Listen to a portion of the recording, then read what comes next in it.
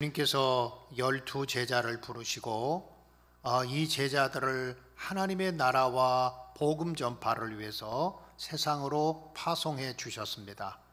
너희가 나가서 복음을 전해라. 너희가 나가서 이 세상 사람들에게 하나님의 나라가 가까웠다고 전해라 라고 예수님 파송해 주셨습니다. 그런데 예수님께서 그들을 세상으로 파송하면서 오늘 본문 16절의 말씀에 보면 보라, 내가 너희를 보냄이 양을 이리 가운데로 보냄과 같도다. 그러니까 예수님이 걱정하셨어요. 12명의 제자들을 부르셔서 너희가 나가서 이 세상 사람들에게 복음을 전해라. 이 세상 사람들에게 하나님의 나라가 가까웠다고 외쳐라. 그런데 예수님께서 걱정하시면서 내가 너희를 세상에 보내는 것이 양을 이리 가운데 보내는 것과 같다. 마치 여러분 어린 자녀를 어디 큰 도시나 아니면 어떤 외딴 곳에 떨어져 놓고 부모가 돌아와야 돼요. 그럼 부모의 마음속에 제가 저기 가서 잘 적응할 수 있을까? 아직 어린데 그런 마음이 들지 않겠습니까? 또 아들을 군대 보내놓는 부모의 마음이 군대 가서 혹시라도 잘 적응하지 못하면 어떡할까?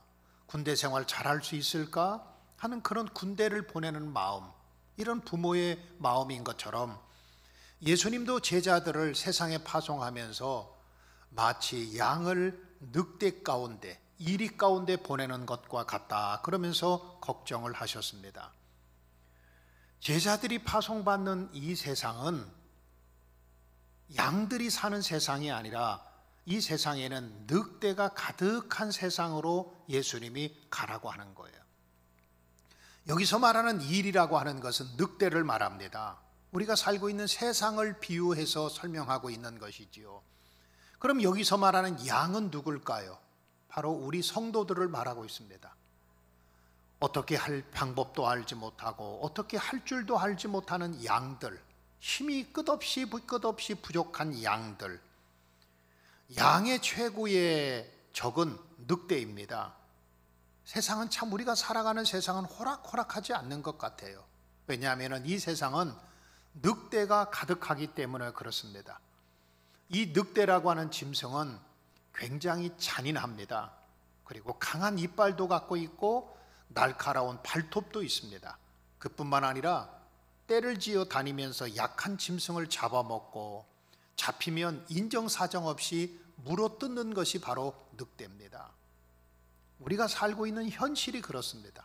우리가 살고 있는 세상이 늑대가 가득한 세상이기 때문에 우리가 살고 있는 세상이 호락호락하지 않고 참 힘들고 어려운 인생을 살아가고 있다는 것입니다.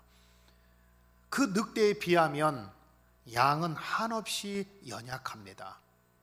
양은 먹잇감에 불과하고 양에게는 강한 이빨도 없고 양은 빨리 달릴 줄도 알지 못하고 양은 덩치가 커서 늑대와 싸울 수도 없습니다. 양은 늑대를 절대로 이길 수가 없습니다.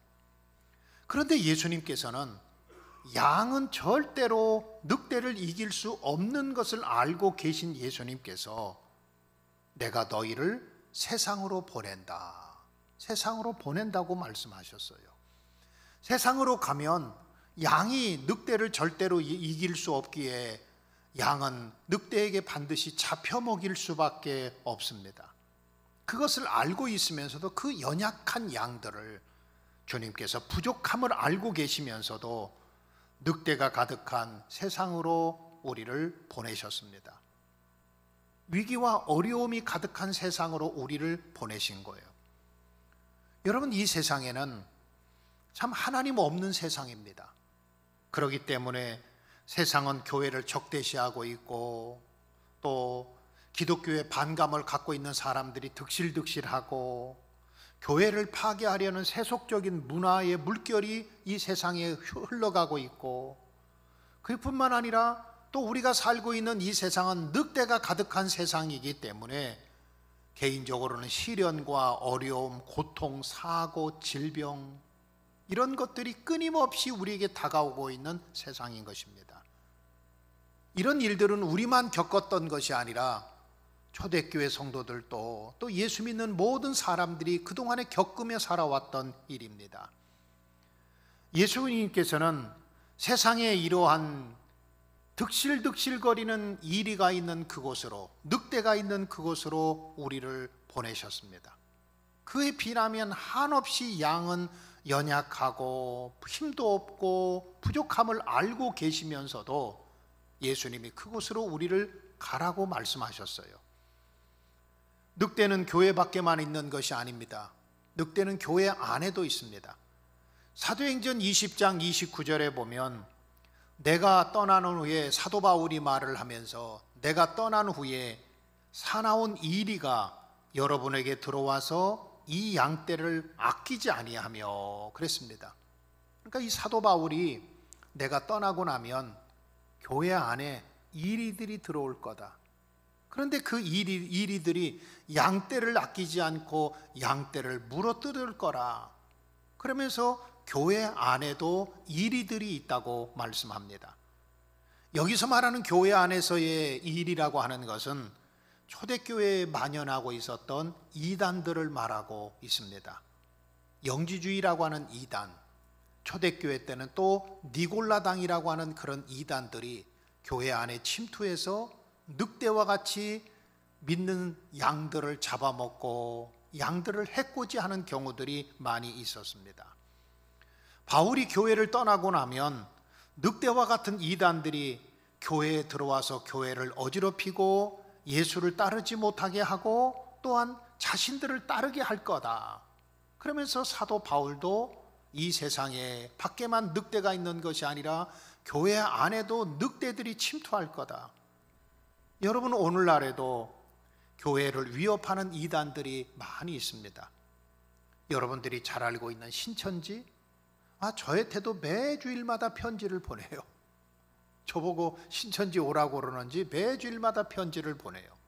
또 하나님의 교회, 구원파, 여호와 증인, 기쁜 소식 선교회, 여러분 이 이단들은 지금도 늑대와 같이 교회 안에 있는 것처럼 보이면서 믿는 사람들을 공격하고 믿는 사람들을 잡아먹으려고 하지요. 교회 안에만 밖에만 늑대가 있는 것이 아니라 교회 안에도 늑대가 있습니다. 지금도 숨어서 기회를 노리는 늑대, 삼키려고 하는 늑대, 양의 탈을 쓰고 양과 같이 양처럼 우리에게 보이면서 다가오는 늑대가 언제든지 우리 가운데 있다는 것입니다.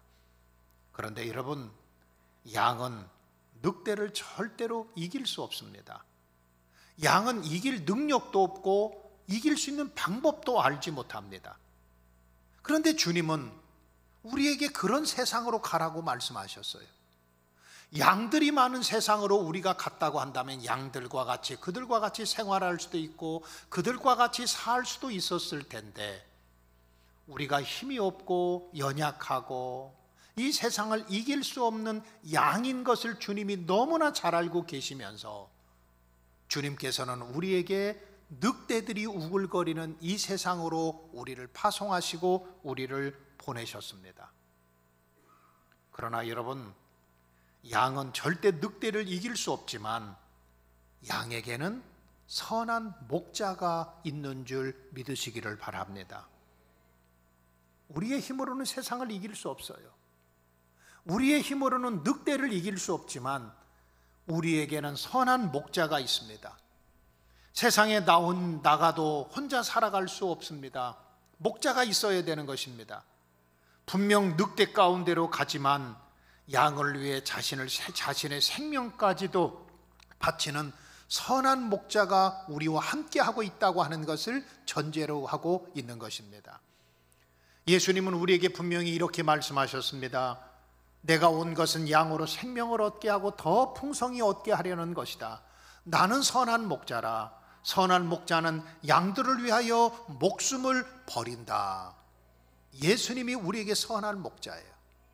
우리가 살고 있는 이 세상에는 교회 밖으로 나가면 양을 잡아먹으려고 하는 늑대와 같은 그런 사람들, 늑대와 같은 환경, 늑대와 같은 그런 일들이, 사고와 사건들이 우리에게 많이 있지만 주님은 우리에게 그곳으로 무조건 가라고 말씀하시는 것이 아니라 내가 뒤에서 너희의 목자가 되줄 거다. 내가 너를 푸른 초장 쉴 만한 물가로 인도해 줄 것이고, 때로는 사망의 음침한 골짜기가 내 앞에 있다고 할지라도 걱정하고 염려하지 말아라. 내가 선한 목자가 되어서 너를 보호해 줄 거고 너를 지켜줄 거고 너와 함께 해 줄 거라고 하는 약속을 하고 있습니다. 시편 100편 3절에서도 여호와가 우리 하나님이신 줄 너희는 알지어다. 그는 우리를 지으시니요 우리는 그의 것이니 그의 백성이며 그의 기르는 양이로다 그랬습니다. 사랑하는 성도 여러분, 우리에게는 선한 목자가 함께하고 있음을 믿으시기를 바랍니다.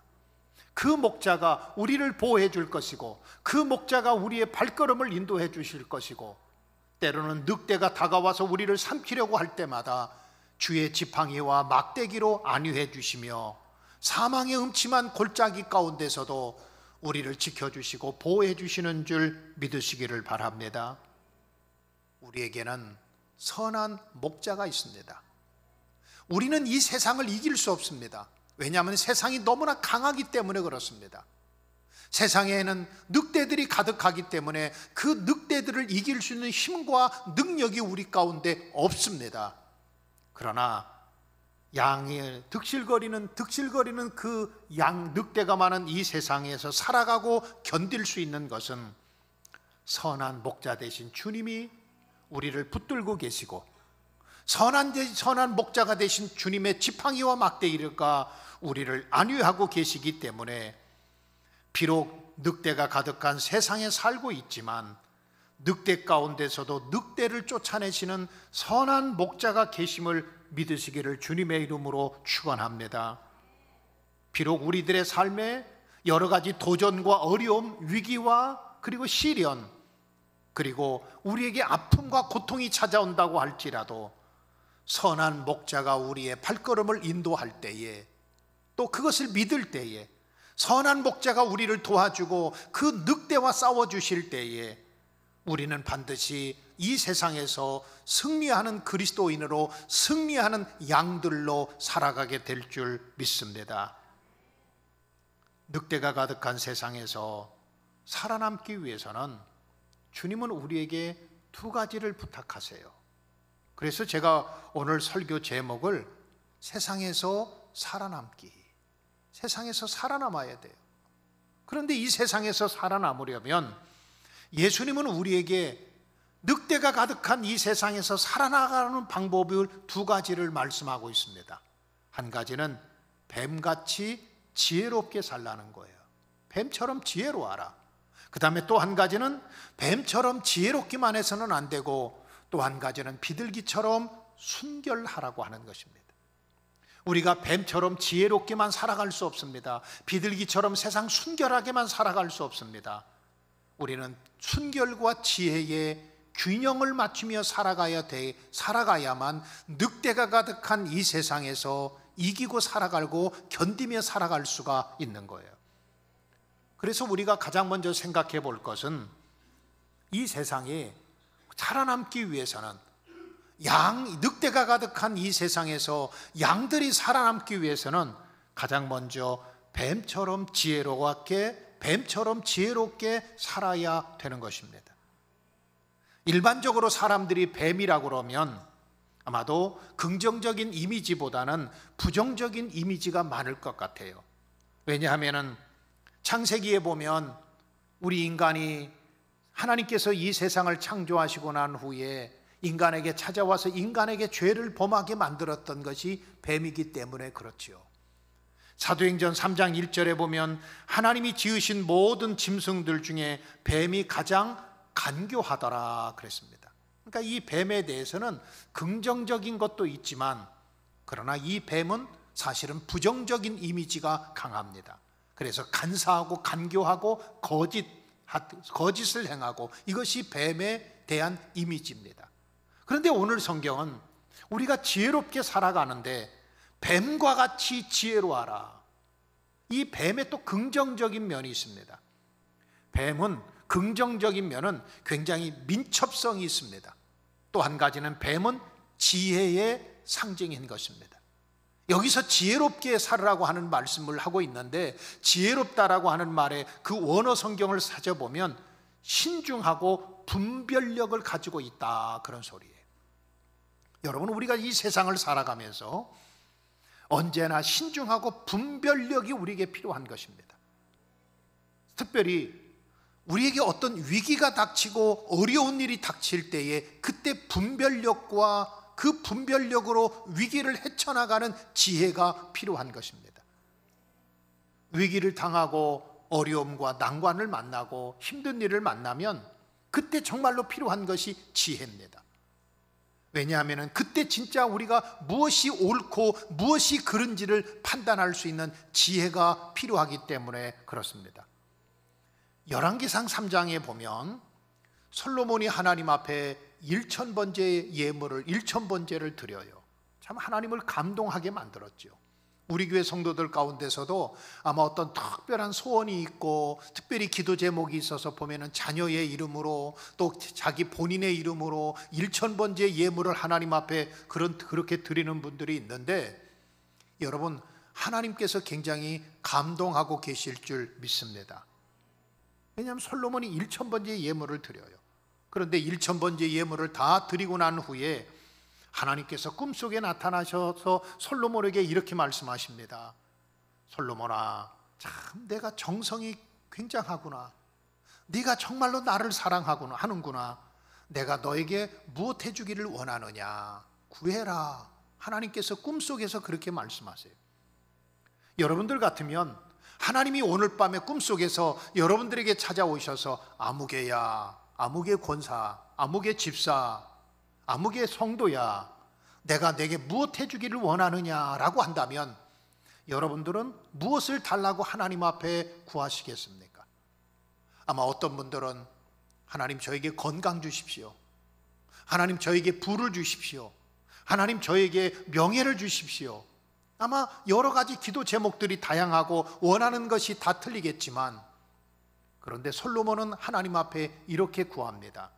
하나님 종에게 듣는 마음을 주십시오. 경청하는 마음을 주십시오. 그리고 주의 백성을 재판할 때에 선악을 분별할 수 있도록 해 주십시오. 그러니까 솔로몬이 구했던 것은 어떤 세상적인 부나 명예나 아니면 금전적인 것, 그런 것을 구한 것이 아니라 하나님 저에게 백성들의 소리를 들을 수 있는 경청하는 마음을 주십시오. 그리고 백성들을 재판할 때에 선과 악을 올바로 분별할 수 있는 지혜를 달라고 하나님 앞에 기도합니다. 여기서 분별력을 달라고 하는 것은 지혜를 달라고 하는 것입니다. 옳고 그름을 판단할 수 있는 지혜를 달라고 하는 그러한 소원을 하나님께 아뢰었던 것입니다. 그리고 난 후에 솔로몬에게 지혜가, 하나님께서 그에게 지혜를 주세요. 다른 사람이 갖지 못했던 지혜, 다른 사람이 그렇게 원했던 지혜, 그 지혜를 하나님이 솔로몬에게 허락하여 주십니다. 그리고 난 후에 솔로몬이 굉장히 어려운 재판을 하게 되었어요. 그 내용이 열왕기상 3장에 나와 있는데, 어느 날 솔로몬에게 난해한 문제 하나가 찾아왔습니다. 재판을 하는데 난해한 문제입니다. 두 여자가 같은 시기에 서로 아들을 낳았어요. 같은 집에서 살고 있는데, 그런데 그 집에 아이가 하나, 다음날 아침에 눈을 떠서 보니까 아이가 하나 세상을 떠난 거예요. 그러니까 아이가 하나 세상을 떠나니까 서로가 살아있는 아기가 자기 아기라고 서로 주장을 합니다. 오늘날 같으면 뭐 경찰서 가서 아니면 DNA 검사해보면 금방 다 나오는 것 아니겠어요? 그런데 그 당시는 그럴 수가 없잖아요. 이쪽 여인도 살아있는 아이가 내 아이입니다. 저쪽 여인도 살아있는 아이가 내 아이입니다. 밑에 사람들이 재판을 해도 이 재판에 해답을 얻지 못하기 때문에 결국에 올라와서 이제는 최종적으로 솔로몬에게까지 그 재판이 올라온 겁니다. 천하의 솔로몬도 이걸 어떻게 해야 되나. 그때에 하나님이 주신 지혜로 그에게 분별력이 생겨요. 하나님이 주신 지혜로 그것을 해결해 나가요. 솔로몬이 이쪽 여자도 내 거라고 그러고 자기 거라고 그러고 자기 아들이라고 그러고 저쪽 여자도 자기 아기 거라고 그러니까 어쩔 수 없다. 이 아이를 두 조각으로 나누어라. 칼을 가지고 나누어라. 그리고 서로가 자기 거라고 그러니까 반절씩 나누어 주어라. 이 말을 듣고 있던 진짜 엄마는 아닙니다. 저 아이 살아야 됩니다. 저 아이의 생명을 포기할 수 없습니다. 죽지 않게 해주십시오. 차라리 제가 포기하겠습니다. 그렇게 말하는데 가짜 엄마는 아이고 왕께서 현명한 판단을 하셨습니다. 반쪽씩 나눠주십시오. 여러분, 그렇게 해서 솔로몬이 이 문제를 해결해요. 지혜롭다라고 하는 것은 분별력을 말합니다. 판단력을 말하는 것입니다. 사람이 지혜로운 사람은 때와 장소를 구분할 줄 아는 분별력이 있습니다. 사람이 지혜로운 사람은 할 말과 하지 말아야 될 것을 분별할 수 있는 분별력이 있습니다. 사람이 지혜로운 사람은 어떤 상황을 판단할 수 있는 분별력이 있습니다. 사람이 지혜로운 사람은 옳은 일과 그른 일, 그것을 올바로 판단할 수 있는 판단력을 가지고 있는 거예요. 이 세상은 늑대가 득실거립니다. 늑대가 득실거리는 세상 속에서 우리가 살아가려면 양이기 때문에 우리는 이 세상을 이길 수가 없습니다. 그때 우리에게 필요한 것이 하나님 주시는 지혜인 것입니다. 여러분, 우리에게 지혜가 필요합니다. 그렇기 때문에 야고보서 1장 9절의 말씀에 보면 너희 중에 누구든지 지혜가 부족하거든 후히 주시고 꾸짖지 아니하시는 하나님께 구하라. 그리하면 주시리라. 사랑하는 성도 여러분, 어떤 것이 옳은지 어떤 것이 그른지 요즘 참 헷갈리는 경우들이 많아요. 어떤 것이 진짜고 어떤 것이 가짜인지 구분하기가 정말 어려운 시대를 살아가고 있습니다. 여러분, 그렇지 않습니까? 우리나라에서 누구 말이 옳은지 모르겠어요. 누구의 판단이 진짜고 누구의 판단이 가짜인지 모르는 경우들이 많습니다. 그때 우리에게 정말로 필요한 것은 지혜라고 생각합니다. 그래서 우리가 하나님 앞에 기도해야 돼요. 하나님, 저에게 지혜를 주십시오. 솔로몬과 같은 지혜를 주셔서 어떤 것이 옳고 어떤 것이 그른지 올바로 판단하고 올바로 볼 수 있는 분별력을 달라고 하나님 앞에 기도하시기를 주님의 이름으로 축복합니다. 그러면 기도하면 후히 주시고 꾸짖지 아니하시는 하나님께서 우리에게 지혜를 주신다고 분명히 약속하고 있습니다. 그러니까 우리가 지혜를 구해야 돼요. 하나님, 저에게 지혜를 주십시오. 옳고 그름을 판단할 수 있는 지혜를 주십시오. 하나님의 뜻과 하나님의 뜻이 아닌 것을 구분할 수 있는 판단력을 주십시오.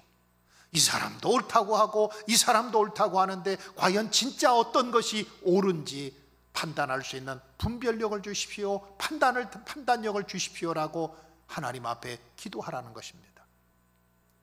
예수님은 참 뱀처럼 지혜로우셨어요. 예수님은 요한복음 8장에 보면 간음하다가 현장에서 여자 하나가 잡혔어요.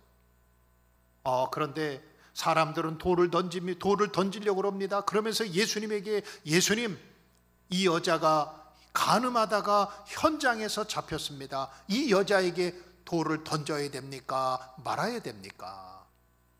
이거 굉장히 어렵고 난해한 문제입니다. 왜냐하면 그 여인에게 돌을 던져라, 돌을 쳐라 그러면 예수님은 평소에 원수까지도 용서하라고 말씀하셨는데 예수님이 저 여인을 돌로 치라고 그랬으니까 예수님은 사랑이 없는 사람이다 라고 얼마든지 정죄할 수가 있습니다. 만약에 예수님이 율법대로 만약에 돌로 치지 말라고 예수님께서 그렇게 말씀하시면 예수님은 내가 율법을 완성시키러 오셨다고 그랬는데 예수님이 율법을 율법의 완성자가 아니라 율법의 파괴자가 되는 거예요. 그러니까 참 난해한 거죠. 예수님께서 돌로 치라 그러면 예수님은 사랑이 없는 사람이 되고, 돌로 치지 말라 그러면 예수님은 율법의 완성자가 아니라 율법의 파괴자가 되는 것이고, 그때에 예수님이 참 지혜로운 말씀을 하세요. 너희 중에 죄 없는 자가 먼저 돌로 쳐라. 너희 중에 죄 없는 자가 먼저 돌로 쳐라. 여러분, 그뿐만입니까? 마태복음 22장에도 보면 예수님에게 와서 또 예수님을 시험합니다. 예수님에게 동전을 보여주면서 가이사에게 세금을 바쳐야 됩니까? 말아야 됩니까? 여러분, 역시 마찬가지로 이것도 굉장히 예수님을 시험하고 넘어뜨리기 위한 술책이었던 거예요. 예수님이 만약에 이 세금을 바쳐라 그러면 당시 이스라엘은 로마 식민지이기 때문에 세금을 바치는 것은 로마에 굴복하는 거라고 사람들이 생각했습니다. 그럼 아마 세금을 바치라고 그러면 거기 있던 유대인들이 가만히 있지 않을 거예요. 아, 예수는 매국노구나 그러면서 예수님에게 돌을 던질 거예요. 만약에 예수님이 그곳에서 그 세금을 바치지 말아라 그렇게 말씀하시면 로마 정부에서 가만히 있겠어요? 사람들이 저 예수가 세금 바치지 말랍니다. 예수는 로마를 대적하는 로마의 반역자입니다. 그렇게 고발하지 않겠어요? 예수님이 이렇게 말씀할 수도 없고 저렇게 할 수도 없는 참 난해한 그런 현장에서 예수님이 참 지혜롭게 말씀하세요. 가이사의 것은 가이사에게, 그리고 하나님의 것은 하나님에게 바쳐라. 사랑하는 성도 여러분, 여러분들에게 솔로몬과 같은 지혜가 있기를 주님의 이름으로 축복합니다. 여러분들에게 예수님과 같은 지혜가 여러분들 속에 있기를 주님의 이름으로 축원합니다.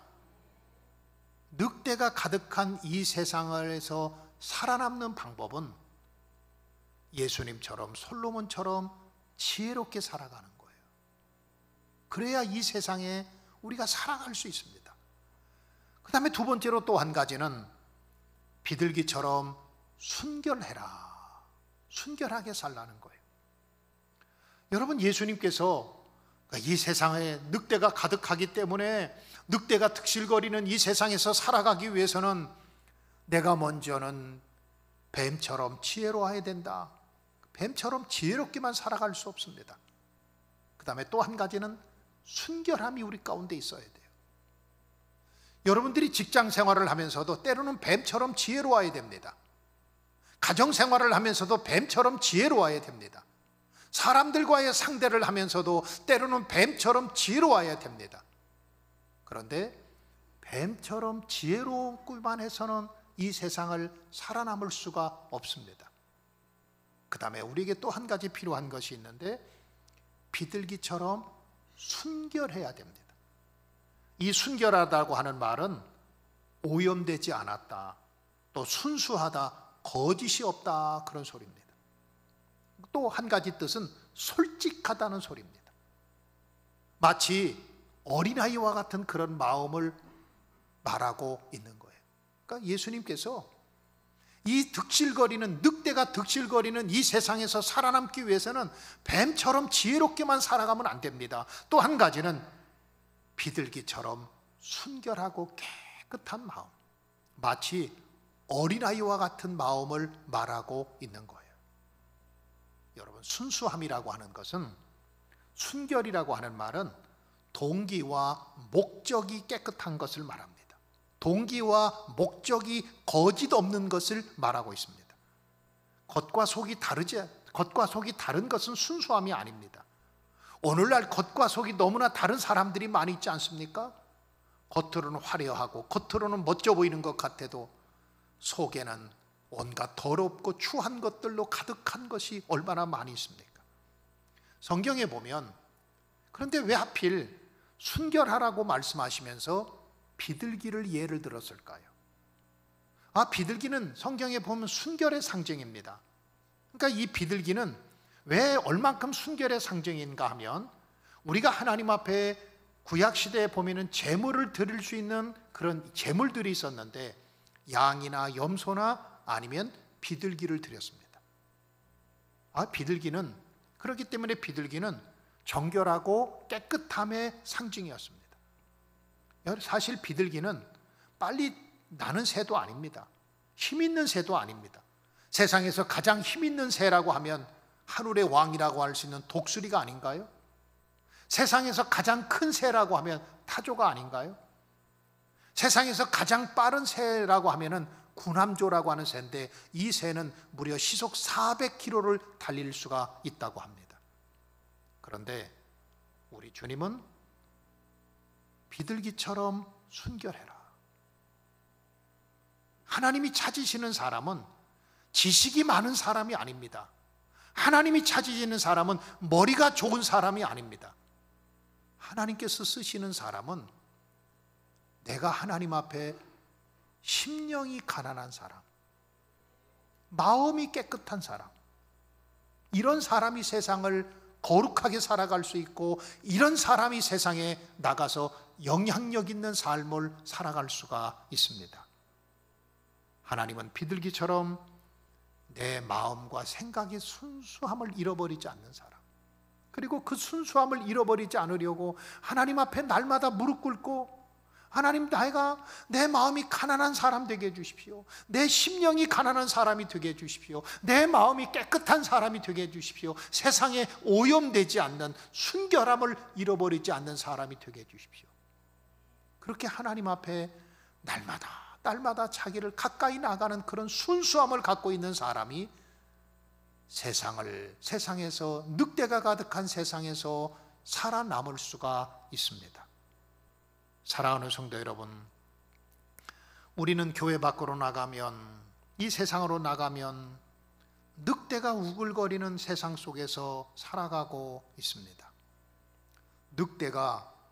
늑대의 모습으로만 나타나면 저게 늑대구나 하고 도망갈 수도 있는데, 때로는 이 늑대가 양의 탈을 쓰고 우리에게 다가오기도 합니다. 양이 참 생존하기가 불가능해요. 왜? 세상에는 늑대들이 너무나 많기 때문에. 그러나 그때마다 여러분 꼭 기억하십시오. 이 세상에는 늑대가 가득하지만, 그러나 선한 목자 되신 주님께서 늑대들을 물리쳐 주시고 늑대와 싸워 이길 수 있도록 푸른 초장 쉴 만한 물가로 우리를 인도하실 뿐만 아니라, 사망의 음침한 골짜기 가운데서도 주의 지팡이와 막대기로 나를 보호해 주시고 안위해 주시고 계심을 믿으시기를 바랍니다. 그리고 여러분 꼭 기억하십시오. 이 세상을 살아가면서 뱀처럼 지혜롭고 비둘기처럼 순결하게 살아가시기 바랍니다. 우리가 이 세상을 이길 수 있는 방법은 그겁니다. 뱀처럼 지혜롭게만 살아가서도 안 됩니다. 반대로 비둘기처럼 순결하게만도 살아갈 수 없습니다. 뱀처럼 비애롭고 비둘기처럼 순결해서 이 두 개가 조화를 이루고 이 안에서 균형을 이루어서 이 세상에서 꼭 살아남고 이 세상에서 늑대와 이길 수 있는 여러분들 될 수 있기를 주님의 이름으로 축복합니다. 기도합시다.